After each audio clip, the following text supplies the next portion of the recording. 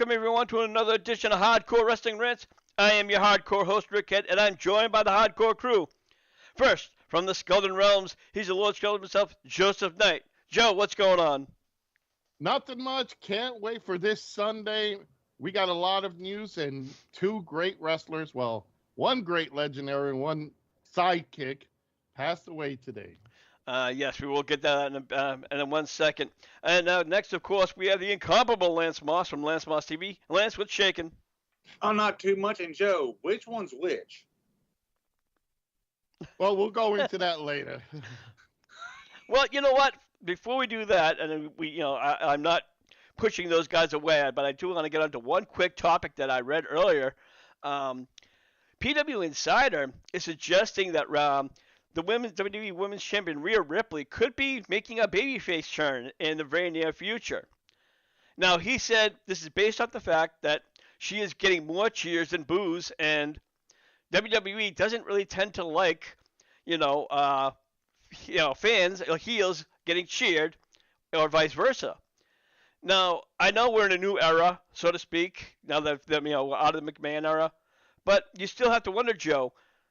Are they going to, keep Rhea Ripley as a heel, or do you see them eventually pushing her off into a babyface? First of all, that picture is very unflattering of her. Looks like looks like Leah Thomas, the trans guy. It is. I actually not looking at it twice. So. And it's like her eyes are like Shawn Michaels in that direction. And I know Rhea's very attractive, but that picture doesn't do her justice. You know what? Who cares if she gets cheered? That means they appreciate her regardless if she's a babyface or heel. You had Stone Cold, who was basically a heel, being cheered, and Bret Hart, who was a babyface, being booed. At this day and age, who really cares? I don't think fans really care who's babyface or heel. I say, let her stay the way she is. She's known as the mommy. She's fucking awesome. She's a great looking. Leave her be. Don't change her to babyface, because then that's going to affect her Judgment Day group. Because that's what's next. Is Dominic going to be good? Is Finn Balor and Damian Priest going to turn good too? Who knows? I'd say leave her be and just keep her as a heel. I agree. I think right now, for the time being, the Judgment Day is doing great. And as you said, before the Judgment Day, I really didn't give a shit about Dominic. But now I think Rhea Ripley's kind of taking him under his wing, and the heel is starting to work for me at least. I don't know. What do you think, Lance? Okay, who runs PW Insider? Meltzer? No, PWI is Dave Scherer, and he's more I respect him more. I would say if it was Dave Meltzer, I'd say take that with a shot of tequila and a grain of salt. Well, he just said strictly it's just his opinion. Okay. He was not talking about inside news. He was just talking about the way fans are cheering, and as we all call it, WWE logic. She's over as hell for a heel. She's not as over heel wise as Dominic, because he could be kissing babies and helping little old ladies across the street, and he'd still get booed. Yeah, no kidding. Unfortunately, there's only one thing that's going to help him get babyface heat back, and that's actually having a feud with his dad, and them somehow working that into working that out, because it's Ray, and he hurt Ray. So. I honestly, Rick, I think at this point, nobody cares no more of the Rey Mysterio Dominic feud. It's been too old, too done over. Everybody knows it's time to move on. It's been stretched out. It's what, 2 years now? I mean, yes, they need to move away from that. Yeah. I agree. I think this is something that should have been long done with, if not last year, Yeah. Or even at one of the big four events, if not WrestleMania. But yeah, it's irrelevant now. But knowing the WWE, they're gonna want to push this, and they're gonna want that. I hate to use the term, finish the story, so to speak. So. Oh, they don't like doing that in this right now. Let's move along. I don't want to see that story. I'm tired of the story. Let's get to the part where Goldilocks gets mauled by the bears already. Yeah, no shit. Joe, that's Cocaine Bear, and they made a movie about it last year. Okay, it was a porn movie. Well, as Joe mentioned earlier, we do have the passing of, yeah, I'm going to say two great legends. The first, of course, is Ole Anderson. Ole Anderson was also better known as part of the Four Horsemen. Joe, I'm going to leave this to you. Take it away. All right. I'm very familiar with Ole Anderson. He used to run the Georgia office for Jim Crockett Promotions back in the day in the early 70s and 80s. He was a great booker back then. When they started transitioning into the 80s, he kind of slipped. He was a founding member of the Four Horsemen, Ric Flair, Tully Blanchard, and Arn Anderson. No relation there. He was part of the Andersons with his, I would say, kayfabe brother, Gene Anderson. They were tag team champions. Ole was a very ornery guy. His history is basically very tough as nails, set in his ways. He's all throughout the years that he's worked in wrestling and other businesses, he saved his money. He was a penny pincher. So he made so much money. He's actually a millionaire and he could retire. He retired from wrestling and didn't even need to get paid in wrestling because he had enough money. Ole was in the early half, I would say the mid 90s. That was the last time he worked for WCW. He was a head trainer. He was part of creative. That was the last part he was in. And, I enjoyed his toughest nails. You punch me, I'm going to punch you harder. Ole was a no-nonsense wrestler. While you had Flair with the robes and the woo, you had Tully with his robes and the baby doll in his corner. You had Arn, who was basically following Ole's footprints. Ole was no nonsense. And, it's sad to see another great legend go. And honestly, I think he was too ornery to die. So he finally said, okay, fuck it, I'm going to go now. So, Lance, your thoughts? Really, only thing I know is, well, he was the Georgia promoter and he was a horseman. That's really all I know. All right. Let's move along. Of course, there's another legend. Virgil, he had passed away, unfortunately, again. Now, we've always made a little bit of jokes about Virgil. But, unfortunately, this guy had a really sad story. After he left the WCW, he just kind of fell off the map and it literally was broke. And it's a shame because I remember me actually liking Virgil. So, but I read the article as to how he passed away, and I didn't realize how many strokes he had. He had heart issues. He was just, and I'm not saying this in a weird way, but he was just a sick individual with a lot of health issues, Joe. But he kept that hidden. That was his private thing. Nobody knew. Last time we all remember after Virgil left WCW a couple of years later, he would do indie shows. He would do a couple of failed wrestling promotions like what was it? The early ECWs. He was in Herb Abrams' UWF. He was in a lot of indie companies. He popped up here and there.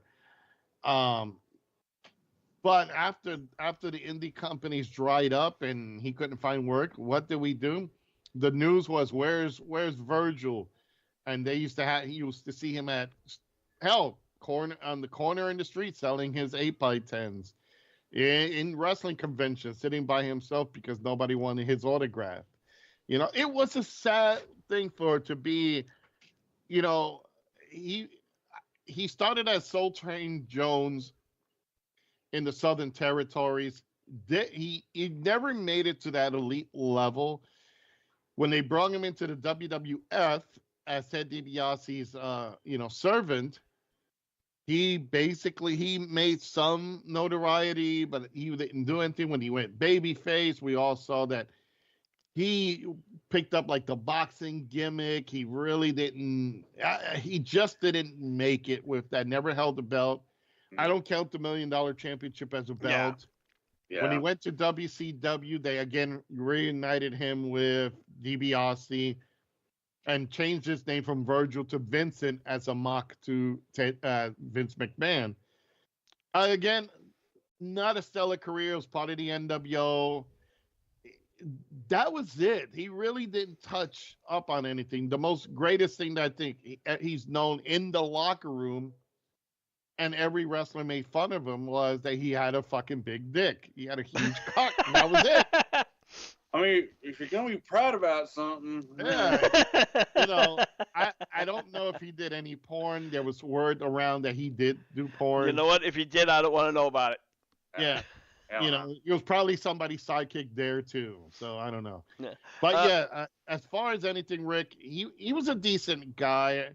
You know, it wasn't nothing that you can. And I'm not degrading him, because that was the roles he was put in wrestling, and his wrestling skills were subpar at best. But you know what? He made his mark. He is. You could say he was a legend in the business for one thing or another. But you know, sad to see another one go, and so close to only going. Yeah, absolutely. Lance, final thoughts, please. Really, it wasn't, a year or two before it came out that he was having health problems, if that. Something like that, yeah. It was just recent. Damn. Yeah, and again, like I said, it's a shame to see, two legends, die literally within a week, if not a couple of days. Within 48 hours. 48 hours. Thinking again. Because I mean, yesterday morning that came out, and this morning Virgil came out. Yeah, I didn't even read that until as I was going through the news, and then I'm like, holy shit, and it kind of hit me. You know what's funny? I said this. Heaven has got the best WrestleMania card of all time. Yeah. Absolutely, without question. All right, let's move along, guys. Now, we all know that Matt Riddle was released from the WWE last year, and people thought it was due to his erratic behavior or other issues. But Matt Riddle actually sat down with MMA Hour, and in short, he pretty much told everybody, he goes, no, it wasn't because of my behavior. It was because I kept on failing wellness tests. I did a lot of cocaine, and they gave me warnings, and I finally failed, and they finally said, hey, we got to let you go. And, I thought it was pretty cool that he came forward and said, you know what, it's my fault. And, it takes a big guy to step up and say, admit when you're wrong. Lance, your thoughts? Well, I also heard in other interviews, he knew the writing was going to be on the wall when Endeavor bought the company. Because it even goes back to his UFC days.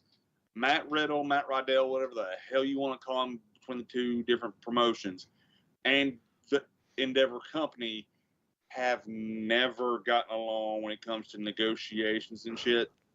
It just had, but I never really figured Matt Riddle for a booger sugar guy. We never thought that Vince McMahon was a sexual predator, but look where we are there. Well, there were rumors even back in the Attitude Era about that. So. Hell, when he came and sang his own song saying "Stand Back," that kind of told you. Well, Joe, your thoughts on Matt Riddle, who admitted that he admitted full blame for being released. Well, bro, him and his no wonder the idiot was always foggy and wearing slippers to the ring. You know what gets me this especially with this moron is fine. He admitted it. Yeah, I took cocaine. No shit, Sherlock. That's like asking RVD, did you ever smoke pot? It was always obvious. Hey, Terry 3Gs is in the chat room. Finally, we go in video, and he was never showing up. Now he is. Right. He said he'll have to watch this later, where he is. There's a power outage, and it will be back on shortly. So he says, have a great show. There's again, a power outage. What is Matt Riddle up there? Yeah, look at this guy. He has all the gifts. He's a good-looking guy, long hair, got the build. He got great opportunities. Who else could say they've been in the WWE? made a couple of runs, won some championships, got to battle some of the greats, got to team with some of the greats. He never won a world champion or WWF like a main title. I think he won the U.S. No. I think it was just U.S. and tags. Yeah. That's what I'm. So this, but this Joker admits, yeah, maybe I took cocaine.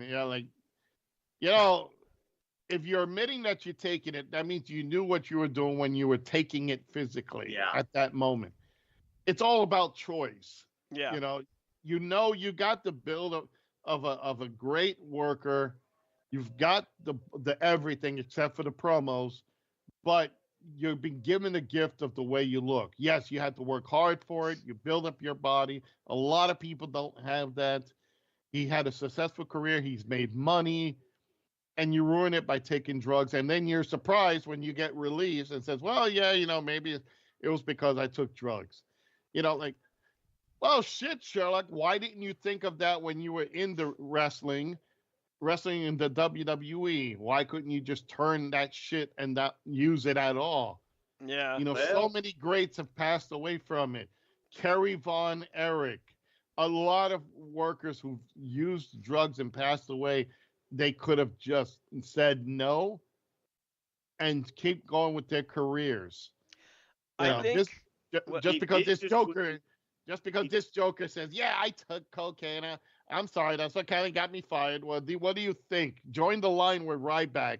Nobody wants you now, bro. Whoa. He's a far better wrestler than Ryback. Yeah, I have to agree with Lance. He's a far better worker than Ryback, but now he's in that class that nobody really wants him like Ryback. He's in New Japan Pro Wrestling right now. And he's the TV champion in New Japan. Yeah. So hey, then you know what? That's a place where he has to be good. So he can't be really fucking around there. Over in the chat room, Rick, we got Damage Incorporated. We got what's up, guys? I like the layout we all got. Thank you. Thank you, D.I. Welcome to the show. So let me ask Damage Incorporated, since you're listening in, what's your thoughts about Matt Riddle, who agreed about the cocaine? If you want to chime in on that, please feel free. In the meantime, we're going to jump on to another subject real quick. Actually, it's going to be AEW's Revolution picks and predictions. We didn't have that much before because I knew Revolution, they have 10 matches this week. Oh, God. Yeah, 10 matches. So. And they all better be fucking good. Here we go. A lot of them look pretty decent. You're going to be my best friend Sunday. I thought your bottle was your best friend on Sunday. Start out with this, then I'll go over to the wine. Yeah. All right. Well, we're gonna go on with a feud that's been heating up. Blackpool Combat Club, John Moxley and Claudio Castagnoli will be taking on FTR. This has been going on for the past couple of weeks, and if I really have to make a pick on this particular match, I'm going to have to say it's going to be the BCC that's going to pick up this win, guys. I don't know about you, Lance. Yeah, and I know Zoe sent me her picks, but we didn't send her for this match, but I know it's Moxley, so she's going to say the same thing I am, Blackpool Combat. Fair enough. Joe, your pick. You know what? I would love to see FTR go over. They are the legitimate tag team, going up against two guys who are just singles guys that came together as a team. If those two single guys team up and beat an established tag team, there's something fucking wrong in wrestling. So I'm going to root for the FTR for this one, and I hope that the intelligence factor, wait a minute, I'm talking about Tony Khan and the creative in the back. If they were smart, they would put FTR over because they are the established tag team. They are former tag team champions. These two guys have not won a tag title. They've only won singles titles. Weren't fucking wrestling logic supposed to be retiring or just taking a break sometime this year? That's another interesting point that that FTR did say that this is going to be their last year where they kind of want to either wind down. I don't know if that means they want to get out of their contract and go back to the WWE or go to New Japan, whatever. But yeah, it seems that right now again. So if they're winding down, it would make the logical sense for BCC to go over, Joe. That's true. But if their careers are not done yet and they're waiting to the end of the year, you want to go out strong, especially on the pay-per-view. Even if they were winding down, you still want to go out strong. Because these guys have busted their asses for AEW. They busted their asses for WWE. I think it's only fair that the established team, if they are going to lose, go out with dignity. Then later on, if they come back, then you can start to restart the feud again. Moxley and Claudio do not need this win. They already are, like, Moxley, multi-time world champion. Castagnoli, he's won championships. They've never won a tag title together. They rarely had teamed. So just because two great singles workers team up doesn't make a successful tag team. We've seen some crazy shit, but I'm hoping the intelligence factor and creative gives the FTR, if they are leaving, a proper send-off. All right. The next match actually is Will Ospreay will be taking on Kanoshi Takeshita. Now, Takashita. Did you just say? I said Takeshita. Every time I see it, I see Takeshita, and I'm like, I know it's Takashita. I've heard the name 1,000 times. So, but now for me, this is not really going to be a huge match because Ospreay and Takashita have wrestled in New Japan hundreds of times over. So I think for the American viewers, I think for them it could be a treat, especially Ospreay. Ospreay is a phenomenal wrestler. Lance, I'm going to give you the pick. This is almost a coin tosser, but I'm going to give it to Takeshita. Joe? It's fun to say. Look what I started. All right, Joe, over to you. No, Corny started it. You just picked it. Yeah. I'm going to take a shitter too because I'm going to go to the bathroom during this match because it means nothing to me. All right. And, there's going to be a three-way match during the kickoff, I believe. And it's going to be Wardlow will take on Powerhouse Hobbs and Lance Archer. These are three heels who are just going to go at it. There's really nothing on the line. And I'm going to be honest with you guys. I think Wardlow should kind of get the win if they're pushing the Undisputed Kingdom. But Powerhouse Hobbs has been on a tear, so I'm kind of on odds. Lance Archer, for me, I hate to say it as much as I respect him, he's bantha fodder in this match. So I think I'm going to have to go. I'm going to pick Hobbs. What about you, Joe? I'm actually going to pick on Wardlow because he's been having great pushes. He's actually attacked Samoa Joe. He's won that world title. He's right now the best person for that belt. Powerhouse Hobbs is great. He comes up to me as a number 2. The other one, well, you know what? Archer hasn't done shit. So honestly, I say Wardlow completely. He needs it better. All right. Lance, over to you. As much as I like Lance Archer, hell, he's a nice guy. We even talked to him a few years back. With the promo that Wardlow cut last week, just ripping everybody a new asshole, putting everybody on notice, the smart move is Wardlow. Yeah, I agree. Now we're also going to get into some of the TNT Championship matches. The first one we're going to talk about is the AEW TNT Championship, where Christian Cage will have to defend his title against Daniel Garcia. Now, now, you know what the thing is? I would like to see this Garcia go over Christian Cage, but with his patriarchy and everybody's got behind him, I don't think Garcia stands a chance, Joe. I don't think why he's even in this match in the first place. He won the match. It was no. I get that, but why? The guy makes Christian Cage look like Hulk Hogan. All he does is that's it. That's what made it. What the fuck is wrong with wrestling? Honestly, I blows my mind that this fucker that probably weighs 110 pounds soaking wet can get a shot against a guy who weighs 150 pounds soaking wet, and who's the better talent and all that. They should just make a junior championship that has a little lollipop and candy on the belt and give it to him, because I don't know. It's like he's a waste to me. He should be in a tag team. He should be in Ring of Honor where nobody could see him. He is not appealing to me. Yeah. Christian's easily going to go over, prompting Edge to come out again and do something to him. But Daniel Garcia, AEW, is that the best you can do? I think right now they're still trying to hold off for Christian versus Edge, the rematch again. Over in the chat room, Damage Incorporated, he had several picks. I'm just going to pick the few that we've already talked about so far. He thinks FDR is going to win, Garcia is going to win, and Will Hobbs, Powerhouse Hobbs, if I'm correct on that one. And that's Ryan for you. That's for Ryan. Yeah, that's Ryan. What do I do? All right. Let's get on to the other matches. Well. Oh, Lance, sorry. I missed you. My bad. I'll give Garcia one thing. He got over by humping air. Yeah. I mean, he did, but he ain't winning this match. Yeah.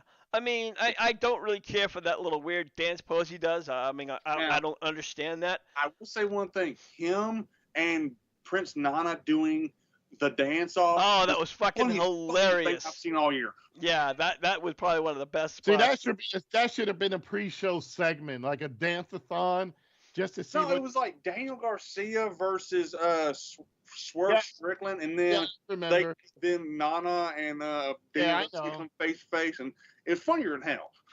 Yeah.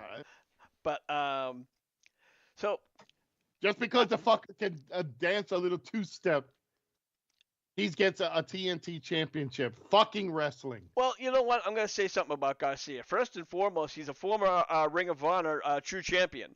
Yeah. And doesn't mean a damn thing. Well, you know what? I'm going to tell you. If I myself have become a small fan, I'm becoming a fan of Garcia. I can't say I'm there all the way yet. He's a great technical wrestler, whether you like him or not. And I think he works really good in the ring. Lance, your pick. Christian. I already gave you a pick. See, that's what happens, Joe, when you have to make me go back and forth. I fucking lose my fucking head. All right, let's get on to the next match. It's an AEW International Championship. Orange Cassidy will take on Roderick Strong. Now, for me, this is a coin toss because I see this going either two ways. One, Cassidy will defend the championship yet again, or the Undisputed Kingdom will be out in full force, and we'll see a new champion in Roderick Strong. Lance, I'm going to give this one to you. As much as I don't want, I see Roderick Strong winning this by crook. In the Undisputed Era, or whatever the fuck they're calling themselves now. Undisputed Kingdom, yeah, there you go. No. Fucking Orange Cassidy over. Yeah. All right, Joe, your pick. I got to say Roderick Strong. This is a good this is a good match. Both guys are similar styles. They both the similar weight, height. They've been in for it for a long time. I think it's about time we saw that belt drift away from Orange Cassidy. He's held it. He's done wonders with it. Now it's time to move forward. It's time to have that belt make someone else. Giving the belt to Roderick Strong is going to make him and help elevate his group of guys, and that's going to be their rallying cry to move forward. So, got to give it to them. It's like Lance said, Undisputed Kingdom is going to, they're going to get involved, and then Orange Cassidy's the best friends and their mom is going to be in this. That's going to it's going to be crazy, but at the end, Roderick Strong. All right. So, that we have that one, and Damage Incorporated said he meant Ospreay. And again, we talked about that, and I think myself for Ospreay for his opening match, I see him winning that match, but let's kind of push on. Now, Eddie Kingston will be defending his Continental Crown Championship against Bryan Danielson, but here is a stipulation. He has to actually wrestle and not bleed to death? No, actually, no. It's Eddie Kingston. He can't wrestle. Go ahead. Well, the stipulation is if Danielson loses again, he must shake Eddie Kingston's hand. Now, as I said before, these two had fought before, and Kingston beat him fair and square, and he held his hand out, and of course, Danielson doesn't respect him, he can't shake him or nothing. So now you have to wonder two questions. One, is Danielson going to win the title, or the 3 titles, forgive me, or is he going to be a man up? Is he going to shake Eddie's hand?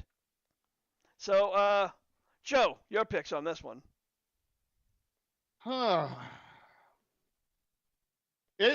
Eddie just won that title, so I'm gonna say I'm gonna say Kingston's gonna win it, and I see that. I just hate that thought because Daniel Bryan's a way superior wrestler than Eddie Kingston, and plus I hate Eddie Kingston's little bullshit chops in the corner. Oh yeah, those little yeah. Daniel, Bryan Danielson, Daniel Bryan, whichever fucking name he wants to use. I hope he puts him in a crossface and just yanks him back. But I'm not a big fan of Eddie. I think he's a decent worker. But this thing was, you got to shake my hand and respect me. He's doing now Roman Reigns is respect me. I hope Daniel beats the piss out of him, and it's a kooky finish, because that's the only way Eddie Kingston's going to retain that title. Yeah, I agree. Beating Danielson twice doesn't make a lot of sense to me. And he has defended this title. He's had this title for a couple of months. So, and also David Jacob said that Bryan is on his way out. So that's another fair point. But maybe Bryan could be a transitional champion. I'm not sure. Lance, your pick. Well, I'm going to make a prediction first. With those chops, the capillaries in Bryan Danielson's chest are going to burst because every time he gets hit in the chest with chops, they burst. Oh, yeah. His chest has not been the same since he won that Battle Royal in Saudi Arabia. The slightest chop to the chest, they burst. It's kind of like the Ric Flair effect. That's going to happen. Yeah, if you notice the same thing for years. I see, and I'm actually I like Eddie Kingston's work. I actually see him winning and Bryan Danielson having to shake his hand, which it can only help Bryan. Well, not necessarily, because Bryan, now that he's in this BCC, he's kind of like a tweener, so it's possible that Bryan could lose, and maybe he's trying to shake his hand, but or just smack the hand or whatever, just as close as he's going to get to it, any kind of respect. There's another thing too. If it goes out that Eddie does beat him clean, then I could see Daniel Bryan shaking his hand and then slapping him across the face. Yeah. So just to get his heat back. Yeah, I don't think it's going to be a clean handshake if Bryan loses. So there's definitely going to be something that's going to follow up there. No question about that. Now we have the AEW Women's World Championship. Toni Storm. Oh, no. Yeah, timeless Toni Storm, I'll say. Boring Toni Storm. Will be taking on Deonna Purrazzo. Now, Toni's had has held this title for a couple of months. Her new gimmick is not getting over, despite what she may think or what Tony Khan or anybody else may be thinking, because it's just boring. It was funny for a little bit.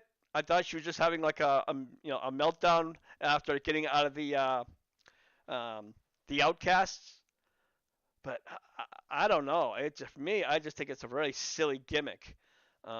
If I have to pick a winner, I'm gonna pick Deonna Purrazzo on this one, guys. Lance, your pick. Like you said, she's been with this bullshit gimmick and been the champion for a number of months. It's time to get the belt off her. Now, Zoe thinks otherwise. Zoe's going with Toni Storm.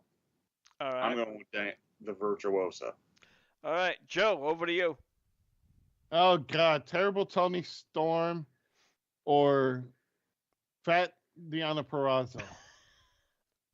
Well, hang on. That's Joe at SconesRestaurant.com.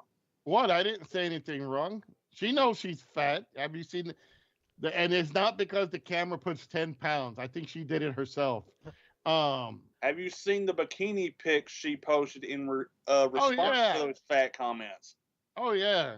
Still, she has tiny titties. At least she makes Terrible Tony Storm look like she's got melons. So, oh my God! Tony Storm. The only tits that Tony Storm has is growing on her back because she's just horrible. Just to interrupt you real quick, Joe. Damage Incorporated said that Deonna is overrated. Yes, to a point. But then look at Terrible Tony Storm. I refuse to say timeless because there is not. I wish it was time's up. No, Joe. It's time for a commercial break, Tony. Yes, exactly. And that's all. Those are all her segments get into. I know. You know what? I think what we're gonna see here, Rick, we're gonna see is Terrible Tony Storm will keep the title, and probably see a return from somebody else and come in and take that belt. I don't want to see the Rihos. I don't want to see what is the other Japanese chick who's okay, but Hikaru Shida. Hikaru Shida. I don't want to see her again. I definitely don't want to see Ruby Soho or the other stupid bitch, the I'm back, win that belt. Saraya. Yeah, I don't want to see. You know who I want to see win that belt just for one time? What's that? Oh yeah. I mean, she hasn't. No, Thunder. Thunder Rosa's already won it twice. DMD will make her return back and beat everybody back. Yeah, you know what? Never lost. Now, you know who they should really give it to? They should really at least attempt it to just if it's a transitional. Oh, Lance walked away. Yep. I'm putting it back. He's putting it back. The best person to give the belt to. Oh, you know what? Here, you want to show figures? My son gave me this. Oh yeah, the Macho Man. I have a feeling he ain't coming for the women's title. Oh, I know, but I have to show that since you put Thunder Rosa. I wish they would give Sky Blue or Willow Nightingale a chance to just hold that belt. I agree, but I think that Sky could win a championship, and I think she's going to eventually get the TBS championship. Because I think she's going to fuck over Julia Hart somewhere down the road. I see that happening. Yeah, absolutely. Lance, your pick for this match? I'm going the Virtuosa. You're going with the Virtuosa. All right. And Damage Incorporated also said he can agree with Rosa winning the championship. As much as I'm a fan of Thunder Rosa, I want to see somebody new holding that belt, even though she lost it because she was an injury. But nevertheless, I do see her winning the championship somewhere down the line. But again, I like to see somebody fresh. So, moving on. We have the AEW Championship Tag Team Champion Tornado match, and this is also Sting's retirement match. Sting and Darby Allin will take on the Young Bucks, Matthew and Nicholas Jackson, the EVPs. Regardless who wins or loses, again, I can't really do an honest pick, but this is going to be a great match to watch. That's all I can say. Joe, you talked about before we got on the show how you could see Sting getting the win and them vacating the titles. That might be a good idea, but we've seen AEW's had too many vacated titles in recent months. Or in the past couple of years. It's really kind of, I'm not sure if they want to go down that same trend. Well, you know what? Here's the thing. You've got the overrated Bucks now. They put themselves into this tag match because they want to be in that spotlight for Sting's last match. They want to be in there just to say they were part of Sting's last match. You know, who could blame them? Yeah. It is the icon Sting. Yeah. You know, now for the belts being on the line, I would think, even with the egomaniacs that the Bucks are, that they would do the right thing. Yeah, it's the Bucks. Yeah, right. But if the Bucks were fucking for the business and not for themselves, and if somebody in the back had creative power to say, look, you idiots, let them win this match and then take the belts later. Here's what I would do. Make it a hell of a match. Give more of the beatings to Darby. Let Sting come in, do a couple pow, Stinger splash, and all that. Let them, Darby and Sting, get the win. So that's his last match. He's a celebrated champion now. He could go off, vacate the title on Dynamite. They put the belts up against the Young Bucks and maybe Darby and a partner, or maybe Darby and somebody else, or hell, maybe Young Bucks versus the Blackpool Combat Club. I think let's give Sting that respect and not make him go out in a losing effort. Let him just go in there, win the match, go on to Dynamite, vacate the titles, or hand his title to Darby and says, find a partner. I'm done. Thank you, everybody. And I can't wait to get out of this company. Bye. I think that's the smart play to do with someone as great as Sting. All right. We also, Shawn Michaels beat Ric Flair in his retirement match, and that still stung with Flair all the way till his last retirement match, which is now it's a retirement match. So, and he won that match. So I think in this case, they should just give him his due. Bucks, put your egos aside. You can win that belt 50 million times over. Let Sting and Darby win that match. All right. Lance, before we get your pick, there have always in the past, we've seen people who've retired usually go out on their back. That's usually how most people retire. But so with that in mind, but what's your thoughts on this whole thing? Well, because Sting is from the old school. And old school tradition says you retire by going out on your back. So he might want to follow tradition and go out on his back. Or he might want to go out like Joe said.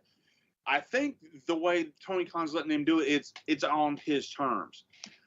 So I got to go. I think he'll go out on his back, and Zoe thinks Darby and Sting are winning. So. All right. So, and we are getting on.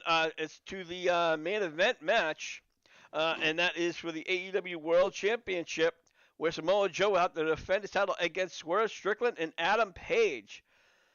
Now, honestly, I'm going to tell you, I could see Swerve Strickland. I think he's the type of guy right now at this point with the push he's been getting, should get the win.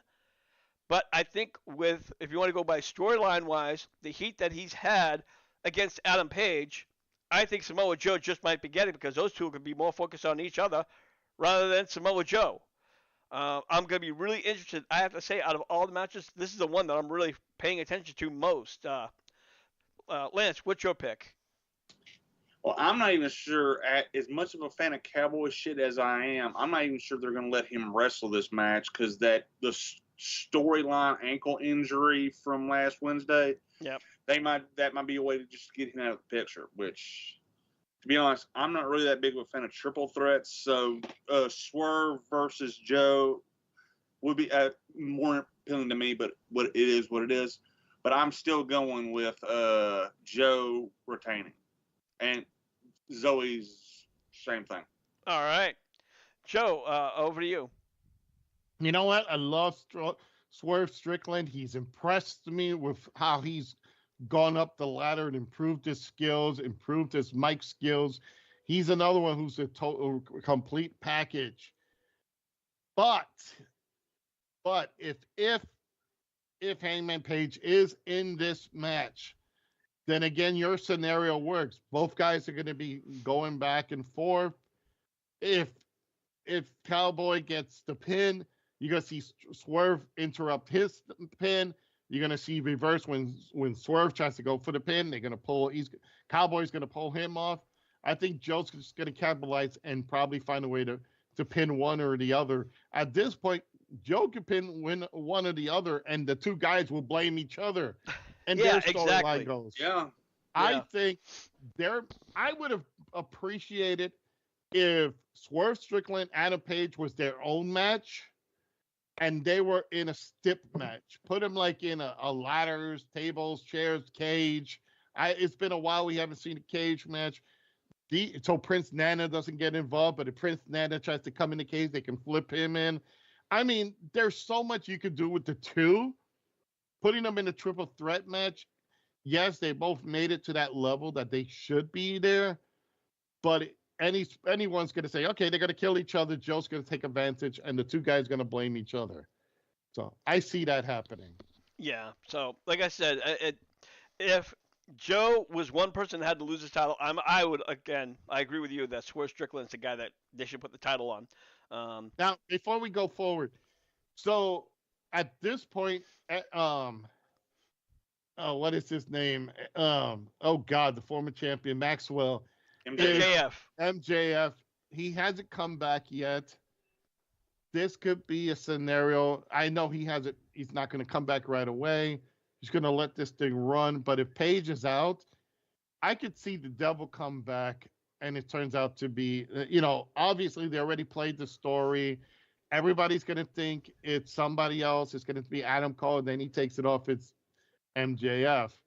But that's a story for another time. But I think in this case, if Paige is out, I could see them put in maybe Maxwell or somebody else just as important for that triple threat if they want to go to that triple threat logic. I don't think MJF's healthy enough right now.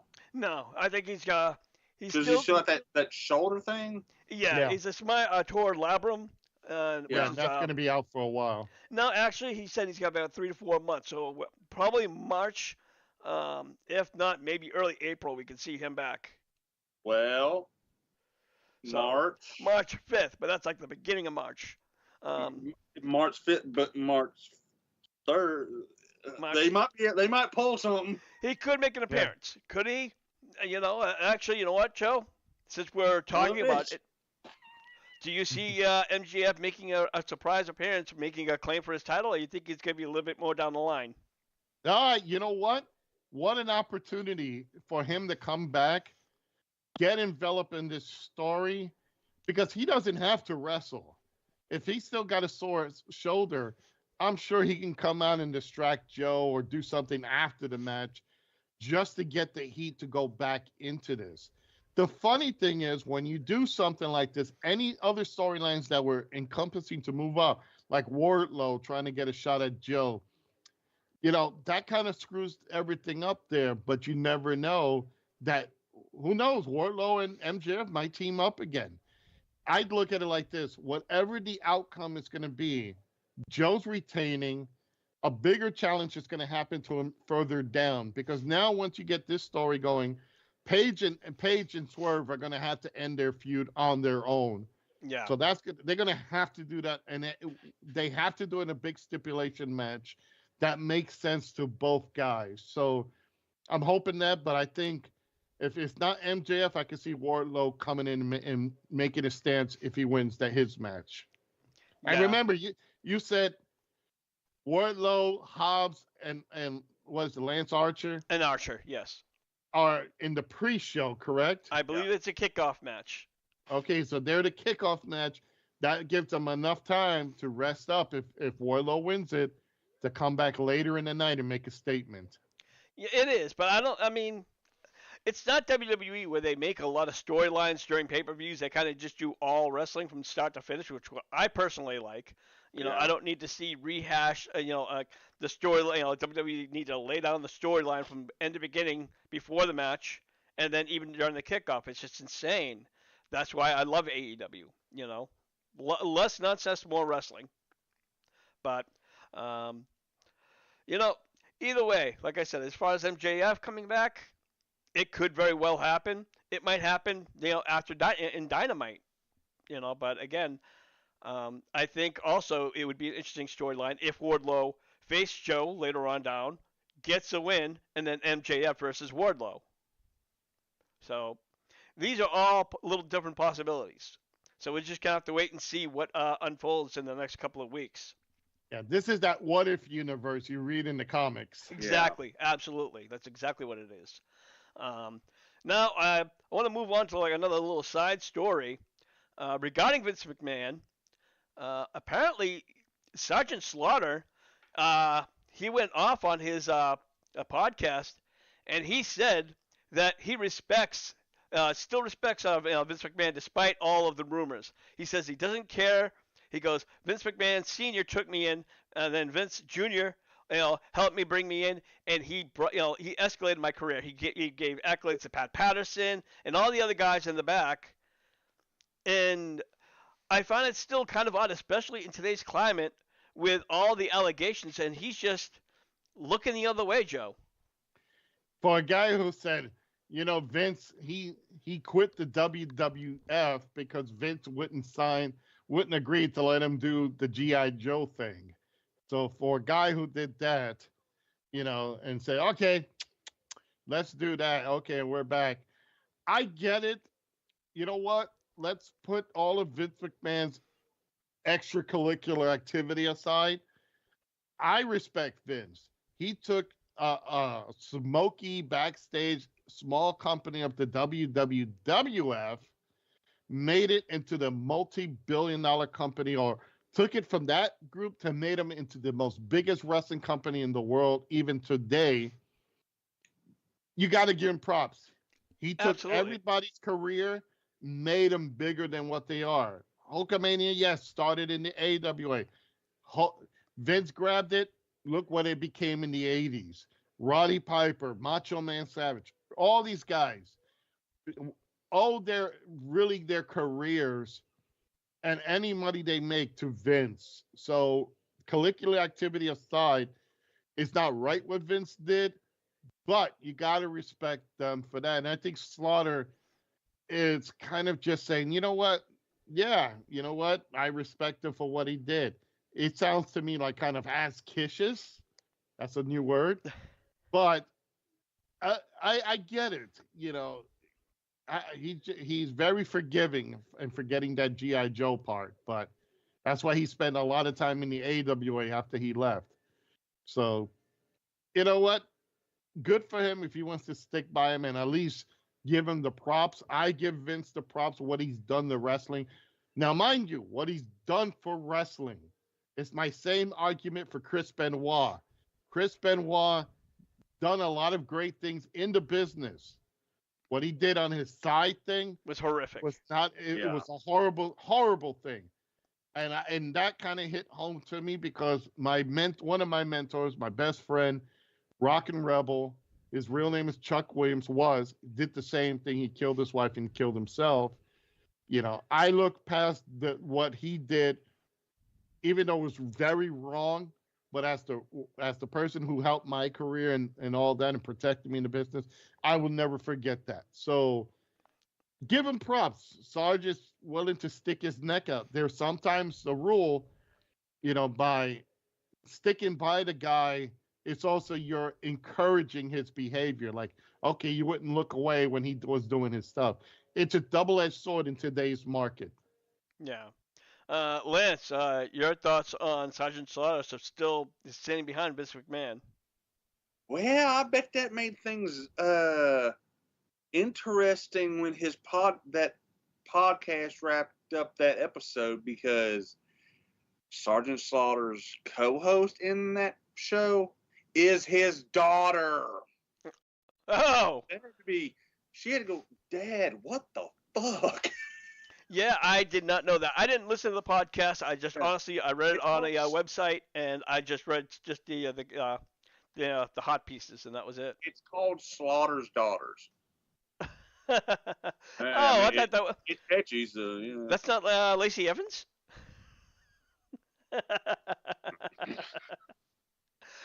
I know, no comment. Yeah, that was to her. Yeah.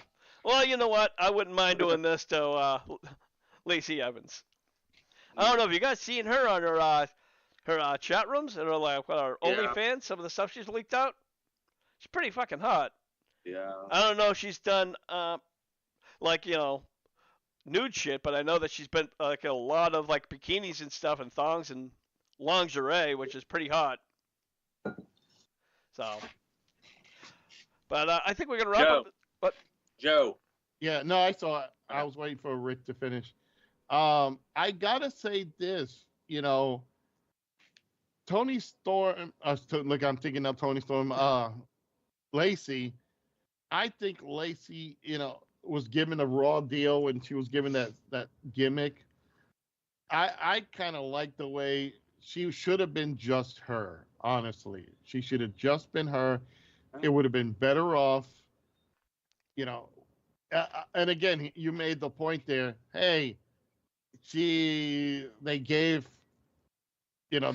Lacey Sarge's gimmick, and that probably didn't go. Like I said, didn't go over well. We know that. Yeah, and the funny thing is, they started her off with just a military gimmick, which she was in the military. Yeah. But then they had to go all the way where she had to have the weird Sergeant Slaughter kind of gimmick, like with the whole growling and everything, and I didn't get that. It was kind of very strange. Yeah. Yeah. I'm like, what the fuck? So and that's why sometimes I prefer Lacey when she was the Southern Belle. Yeah. I mean, she was it's somewhat almost what Tony Storm is trying to do. It's a blast from the past. They're trying to do that. Honestly, I don't know, but sometimes they are bad at creating. Well, hopefully, like I said, now that WWE's under, a new era, and they seem to be they're switching out creative people. We already know that two of people from the W creative, one from NXT and one from the main creative, have left. So I don't know if that is TKO squeezing things, or if that's just them not liking how things are changing out. I would like to talk about that when we do have time. Well, right now we got a few minutes, so. Okay. You know what? The whole thing with TKO changing everything. Now we're living in an era where the WWE is not under control of a McMahon. I don't count Hunter because he's not a McMahon. He's a Mrs. McMahon or Mr. McMahon. He's under Stephanie, which I think nobody would mind being under Stephanie. Hell no. No complaints here. But yeah, so I think honestly, but this is an era where there isn't a Vince. There isn't, a Shane now. And there's no Stephanie, because she's out of it. What will TKO do now? They got The Rock leading it. It's so off, because can you imagine now it's different, because now there is no, I don't know if Hunter still holds a position, if he's has any type of position right creative. Now. Yeah, and he's like an EVP of WWE. He's not of TKO, but he of the WWE. He is right, but technically The Rock's over him now. Yeah, still. Technically, yeah. If you want to do ranking, then yes. Yeah. So The Rock is his boss. So we could see. It's just going to be so weird just to see what kind of direction they go, because they haven't figured out many directions right now. They're kind of suffering the same thing as AEW is going through with their creative. So let's see what happens with this. I would like to keep an eye on what they do right now, because now you got the Cody story. You got Roman, you got The Rock involved. I want to see what all this really is. It going to pay off for them? When it comes to wrestling companies coming under new management, and this is a story as old as a time. When a territory comes under new management or new ownership, they bring new creative in. Absolutely. So this is not really surprising. Yeah. So. But, I think we talked about this last week. I'm not sure if we did or not, but Jennifer Pippin, who's one of the head writers of WWE, was signed by Tony Khan of AEW. And she's going to be... no. Oh, yeah, well, that's the thing. Some people think it's a great idea. Others are like, because she's going to be one of the head writers. There's rumors she had something to do new about the Vince shit. No, I'm not sure. All I know is that she was a head creator for WWE, and before that, she did soap operas. Great. Let's involve someone who writes Days of Our Fucking Lives and as the stomach turns to fucking write a wrestling show. I'm not even going to say the fucking email. He's right. I can't argue. I cannot argue. But that's just. Can you imagine? Oh, doctor, I'm dying today, and it's fucking The Rock comes in. Well, you freaking jabroni, get off your ass and go to the ring. It's like, but doctor, I'm dying. It's like having fucking someone. That's like replacing fucking. It doesn't matter if you're dying. Yeah, it might as well bring Susan Lucci back from Days of Our Lives. Let's fucking dig up Larry Hagman and put Dallas all over again, starring fucking JBL. You know, what are they thinking? Instead of going for the actual people who worked in the business and bringing them in to fucking run the creative, you know, Dusty's gone. Okay, he was a great mind for the business. The Grahams are gone. They're out of the business. Jerry Jarrett is still around. No, he's not. Oh, shit, yeah. He's gone, too. We don't want his son. We don't want Vince Russo. Eric Bischoff, no. I don't think Eric Bischoff would if he even wanted to. Idea, if they could get him. Yeah, I think Eric can do a good job. No, I mean, Raven. If they can get him to work, or if they can keep him sober enough. You know what? But they still have a lot of other people in the back working. They have Jerry Lynn, you know, great. I know that Jericho is also in, you know, in his ear, Tony Khan's ear, when he's not, you know, doing concerts. But I'm sure that when he retires from the ring, I could definitely ensure that he'll be in the back. Young Bucks, okay, you can say that these are indie guys just looking for their own push. But, you know, there are a lot of wrestlers, other names in the back I can't think of off the top of my head, that are working with Tony Khan. He has like a whole production team. Yeah, so, again, they have so many people that they could just grab that have probably been a lot cheaper, who could have given them. Hell, Corny can do probably a better job than freaking that lady. Joe, you had a better chance of going back to Knoxville than you know what? I say never because you flash enough money where, goddamn son, I'm going. No, you know, I'm saying if Corny walks through the door at a backstage at AEW, half the roster's gonna fucking walk. Yeah. Corny has said nothing but bad shit and trashed the company. Oh, look at Eric Bischoff. Same thing. And yet they didn't say anything. Jericho was the first one, went up to him and said, "Welcome, Eric." You know, Eric Bischoff says it himself on his podcast. He said the same thing. Hey, you know, he was afraid that things was going to happen. Sting went up to him. Jericho went up to him. A couple other people went up to him. You know, if it's for the betterment of the company, I'm sure these guys will just say, look, we need to move up. We need to do something that make our company going.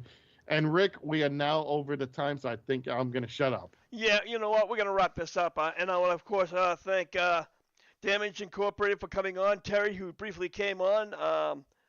And, of course, Zoe could not be here tonight. We did miss her. I hope you get better, Zoe. And she has something coming up next Friday. All right. Take it away. On her Nightmare Vixen Facebook page at 7 Eastern next Friday, the live scary stories will be starting back. Cool. All right. And Lance, well, right now, since you have the helm, you're over at Lance Moss TV. What do you got going on over there? Every Tuesday night, we go live on Lance Moss TV and Friends at 7:05 Central, 8:05 Eastern, where we shoot the shit for roughly an hour and a half. All right.